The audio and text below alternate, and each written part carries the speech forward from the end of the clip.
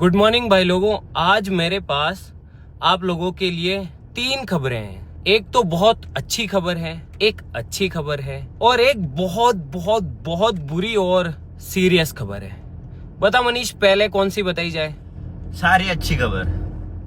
ठीक है, तो पहले अच्छी खबर से शुरू करते हैं। तो भाई लोगों, अच्छी खबर ये है कि जब से हमने मेन चैनल के ऊपर रेगुलर वीडियोस डालना शुरू किया है, पहले व्लॉग पे किया था तो 1 महीने में व्लॉग्स का जो एनालिटिक्स है वो हमने इस तरीके से बढ़ा दिया था, व्लॉग्स को हम अलग ही लेवल पे लेके चले गए थे। और अब जब से हमने मेन चैनल पे रेगुलर वीडियोस डालना शुरू किया है, भाई आप यकीन नहीं मानोगे, इतना खतरनाक रेस्पॉन्स है। सारी चीजें डबल हो गई है, वॉच टाइम डबल हो गया है, व्यूज डबल हो गए हैं, लाइक्स हद से ज्यादा बढ़ गए हैं, न जाने कितनी वीडियोस तो ट्रेंडिंग में जा रही है। और इतना तगड़ा रेस्पॉन्स है कि दोबारा से खुद YouTube ने एक ईमेल किया और तारीफ की कि वाह यार आप बहुत अच्छा कर रहे हो और ऐसे ही करते रहो। और भाई जब मैं एनालिटिक्स देखता हूँ ना अपने चैनल की अभी के, यकीन मानो एक अलग ही एनर्जी आती है, एक अलग से ही मतलब मन करता है काम करने का कि यार सारी चीजें जो है अप दिखा रही है, कोई भी डाउन नहीं दिखा रहा है, कोई भी रेड सिग्नल नहीं है, सारे ग्रीन और पॉजिटिव है। और वो पॉजिटिव भी इतने कमाल के हैं कि मैं आपको क्या ही बताऊं। और जबकि अभी तो गाइस हमने सिर्फ शुरू किया है, अभी तो मुश्किल से 15 दिन हुए हैं हमें रेगुलर वीडियोस डालते हुए और अभी से ही इतना तगड़ा रेस्पॉन्स है कि भाई मजा ही आ गया। चलो एक काम करता हूँ, मैं तुम लोगों को कंप्यूटर की स्क्रीन पे ही लेके चलता हूँ और वहां पे आपको दिखाता हूँ रियल एनालिटिक्स कि अभी हमारा चैनल कितना कमाल का परफॉर्मेंस दे रहा है। मतलब टाइटेनियम आर्मी ने अभी किस तरीके से फाड़ के रखा है इंटरनेट के अंदर। भाई अब हम आ गए हैं कंप्यूटर स्क्रीन पे और ये देखो, तुम पहली ही चीज ये देखो, जो हमने कल वीडियो डाली थी भाई वो नंबर 1 पे चल रही है। ये देखो, YouTube खुद कह रहा है nice, more subscribers are choosing to watch this video, helping to increase its reach. यानी कि इतना तगड़ा रेस्पॉन्स है। और ये देखो, मैं आपको इसकी एनालिटिक्स दिखाता हूं। आप देख सकते हैं कि लास्ट 28 दिनों के एनालिटिक्स में आपको दिखा रहा हूं, व्यूज अप है, वॉच टाइम अप है, सब्सक्राइबर्स अप है, यानी कि सारी चीजें जो हैं डबल हो गई है। मतलब कि व्यूज डबल हो गए हैं, सब्सक्राइबर्स दुगनी रफ्तार से बढ़ रहे हैं, वॉच टाइम बढ़ गया। आप खुद देखो, ये देखो 4.4 मिलियन मोर देन यूजुअल, और सब्सक्राइबर्स भी काफी तेजी से बढ़ रहे हैं पहले के मुकाबले। क्योंकि कमाल की बात है, इसका रीजन मैं तुम्हें बताऊं कि ऐसा क्यों हो रहा है। क्योंकि अब हमारी सारी ऑडियंस खुश है, क्योंकि सबको सब कुछ मिल रहा है। देखो मैं तुम्हें बताता हूं, जिन लोगों को बड़े एक्सपेरिमेंट्स पसंद है, जिन लोगों को तगड़ी तगड़ी वीडियोस देखना पसंद है, उनको वैसी मिल रही है। जैसे ये देखो, इसमें अलादीन का फ्लाइंग कारपेट बनाया था, जो कि मतलब थोड़ा वैसे प्रोजेक्ट्स पसंद करते हैं उनके लिए। हवाई जहाज का इंजन खरीद लिया, उसके साथ में एक्सपेरिमेंट्स किया, तो उन लोगों के लिए वैसी वीडियोस हो गई। इस वीडियो में हमने कैंपिंग की थी, तो जिन लोगों को जो रोजमर्रा की लाइफ में जो बड़े लोग हैं, जो बड़े उम्र में जो फैमिलीज वगैरह देखती है, वो आराम से बैठ के हमारी कैंपिंग की वीडियो एंजॉय कर रहे थे। जो हमारे स्टूडेंट्स हैं या फिर जो थोड़े से मतलब हमारे से छोटे भाई हैं, उनके लिए मिस्ट्री बॉक्स अनबॉक्स किया था, तो उन्हें वो मिल गई। नर्फ गन की वीडियो बना दी थी। और जो हमारे और भी तगड़े सब्सक्राइबर्स हैं, उनके लिए समुद्री डाकों की बोट बना दी थी। एडवेंचर हो गया, साथ साथ जिन लोगों को हमारी दिनचर्या के अंदर दिलचस्पी, उनके लिए व्लॉग्स हो गए। तो कुल मिला के सभी लोगों को हम वो सारा कंटेंट दे पा रहे हैं जो कि लोग हमसे एक्सपेक्ट करते हैं। बस यही कारण है कि हमारा जो चैनल है वो अभी इतनी रफ्तार से ग्रो कर रहा है। जबकि भाई हमें तो अभी सिर्फ 15 दिन हुए रेगुलर वीडियोस डालते हुए। सोचो कि अभी तो 15 दिन हुए हैं, आगे आगे देखो होता है क्या, कई रिकॉर्ड्स टूटेंगे, बहुत कुछ होने वाला है। और थैंक यू सो मच आपका भी, आप लोग जो है इतना सपोर्ट दिखा रहे हैं उसके लिए। और दूसरी खबर यह है कि उसके लिए पहले तो अपने को थोड़ी दूर चलना पड़ेगा, यहाँ से लगभग 20 से 30 किलोमीटर दूर, तभी मैं आपको दिखूंगा। मतलब I don't ever slow up, no I don't take shit. I got no love for the fakeness. If you wanna play tough and wanna hate this, I'll always show up. I don't ever slow up, no I don't take shit. I got no love for the fakeness. If you wanna play tough and wanna hate this, I'll always show up and make a statement. I don't ever slow up, no I don't take shit. I got no love for the fakeness. If you wanna play tough and wanna hate this, I'll always show up and make a statement. Everything I do so instinctive and so passionate. Every word I move so descriptive like an adjective. I got a vendetta against people who patented being negative when you should be getting after it.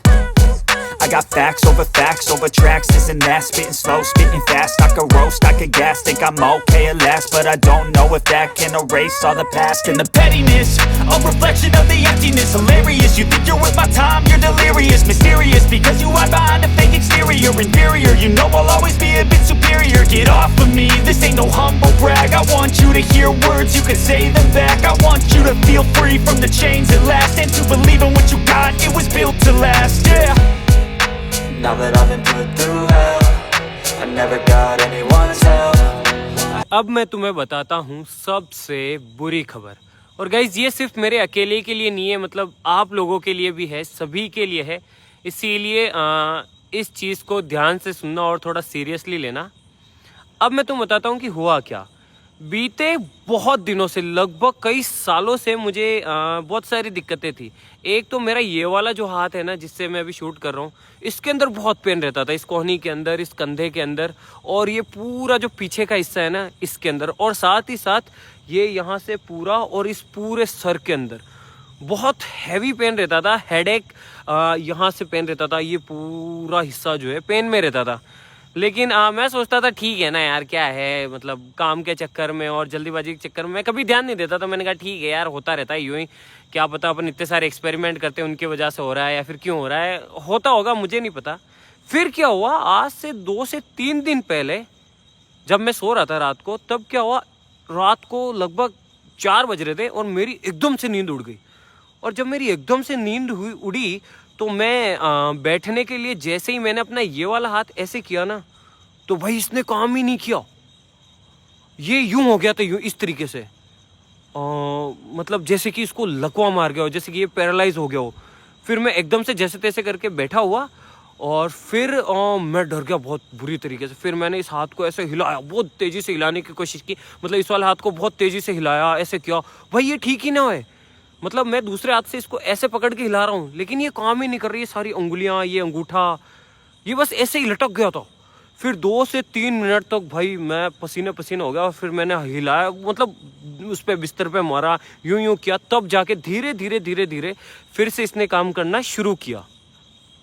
लेकिन तब भी मैंने इतना दिमाग में जोर नहीं डाला। मैंने कहा यार क्या पता रात को गलत पोस्चर के अंदर मैं सो गया हूँगा, इस वजह से कोई नस दब गई होगी और उस वजह से मे भी ये सुन्न हो गया होगा, और अब तो ठीक है ना यार, क्या दिक्कत है। फिर क्या हुआ, आज सुबह जब मैं उठा तब मैंने देखा यार कि मेरा हाथ तो ठीक है, लेकिन मेरा ये वाला जो लेग है, ये इसके यहाँ पर इस जगह पे देखो गाइस, इस जगह पे और एक पैर की अंगुली, ये दोनों सुन्न हो रखी थी। मुझे लगा क्या पता फिर से वैसा ही हुआ होगा, गलत पोस्चर की वजह से हो गई होगी। फिर मैं उठा, चला, थोड़ी बहुत एक्सरसाइज भी की, लेकिन तब भी वो वैसा का वैसा ही, वो हल्का सा सुन्नपन यहाँ पे रह ही रहा था, अंगुली में भी था। तो भाई मैं डर गया। मैंने कहा यार भाई कहीं ये पैरालाइज तो नहीं हो रहा है, मतलब ये क्यों हो रहा है, और कुछ अगर होना ही था तो कुछ देर रहता तो समझ आता, लेकिन ये रेगुलर क्यों हो रहा है। फिर मैं गया सीधा डॉक्टर के पास में। डॉक्टर को मैंने दिखाया, सारी बात बताई जो मेरे साथ हुआ। तो फिर उन्होंने मुझे बताया कि भाई आपके साथ में ऐसा क्यों हो रहा है। फिर मुझे उन्होंने कहा कि ये सब हो रहा है आपके फ़ोन की वजह से, जो आप फ़ोन इस्तेमाल में ले रहे हो ना, इसकी वजह से ये सारी चीज़ें हो रही है। मैंने कहा यार इसकी वजह से कैसे। तो फिर मुझे पता पड़ा कि मैं इतने सालों से अपने फ़ोन को यूँ देख रहा था। अपन फ़ोन ऐसे देखते ना, ऐसे करके यूँ, तो ये मेरी आदत पड़ गई थी।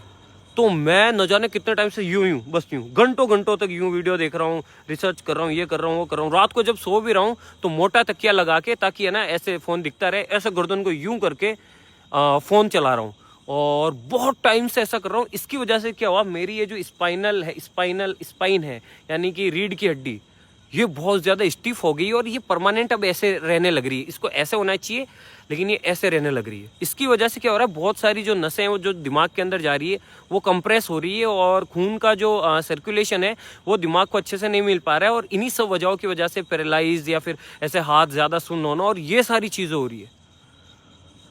तब मुझे समझ में आया कि यार हाँ बात तो सही है, मैं इतने सालों से फ़ोन चला रहा हूँ यूं रख के। सुनने में तो बड़ी नॉर्मल सी बात है, लेकिन सोचो ना यार कि मैं अकेला नहीं हूँ जो ऐसा कर रहा हूँ। हम सब, तुम, मैं, हमारे परिवार के लोग, सारे लोग अभी ये हैबिट अपना चुके हैं कि वो यूं दिन भर बस यूं रहते हैं, यूं इसी वजह से मुझे ये जो पट्टा है ये दिया गया है कि आप इसे कुछ टाइम तक लगा के रखिए, ताकि आपकी जो गर्दन है वो ऐसे ना रहे और इस शेप में रहे जिस शेप में इसे होना चाहिए, ताकि जो नसें हैं उनका सर्कुलेशन ठीक हो और वो अच्छे से काम करे, ताकि ऐसी चीज़ें आपके साथ में ना हो। खैर ये पट्टा तो मैंने अभी लगा रखा है, मैं ज़्यादा नहीं लगाऊंगा इसको, तो मैं कल उतार दूंगा। लेकिन मुझे करना क्या है, मुझे ये करना है कि मुझे अपना पोस्चर ठीक करना है। अगर मैं फ़ोन चला रहा हूँ तो मैं या तो ऐसे चलाऊँ, अगर मैं सो रहा हूँ तो भी फ़ोन मेरी आंखों की सीध में रहे, ना कि ऐसे। और मैं कभी भी जब भी मूवी देखूंगा या फिर कोई भी वीडियो देखूंगा तो मैं तकिया मोटा नहीं लगाऊंगा, साथ ही साथ अपना पोस्चर ठीक करूंगा जिससे कि मेरे को ये सब दिक्कतें ना हो। अब मैं ये सारी चीज़ें आपको इसलिए बता रहा हूँ कि मैं अच्छे से जानता हूँ कि आप लोगों की भी हैबिट वही है, उसी तरीके से चलाने की। अब सोचो ना यार कि एकदम से तो कुछ नहीं होता है, लेकिन इतने सालों से मैं रेगुलर कर रहा हूँ तो इसकी वजह से मुझे हेडेक हो रहा है, मेरे हाथ सुन्न हो रहे हैं। तो सोचो ना यार ये कितना सीरियस इशू है। तो मैं आपसे भी यही कहना चाहूँगा कि जब भी आप फ़ोन चलाएं या फिर कुछ भी करें तो ये हमेशा याद रखें कि एक पोस्चर के अंदर ज़्यादा देर तक ना बैठें और कभी भी ज़्यादा देर तक ऐसे ना चलाएं। अगर पॉसिबल हो तो फ़ोन को हमेशा अपनी आंखों के सामने रखें। और साथ ही साथ जब भी आप अपना फ़ोन चला चुके हो, मूवी देख चुके हो, तो उसके बाद में कुछ एक्सरसाइजेज हमेशा करें, नेक की स्ट्रेचिंग वगैरह। क्योंकि भाई मुझे पता है जो पेन होता है ना, और जब आपके साथ में ऐसी फीलिंग्स आती है कि आपका हाथ सुन्न हो रहा है, तो वो बहुत गंदी है। तो भाई बस यही था।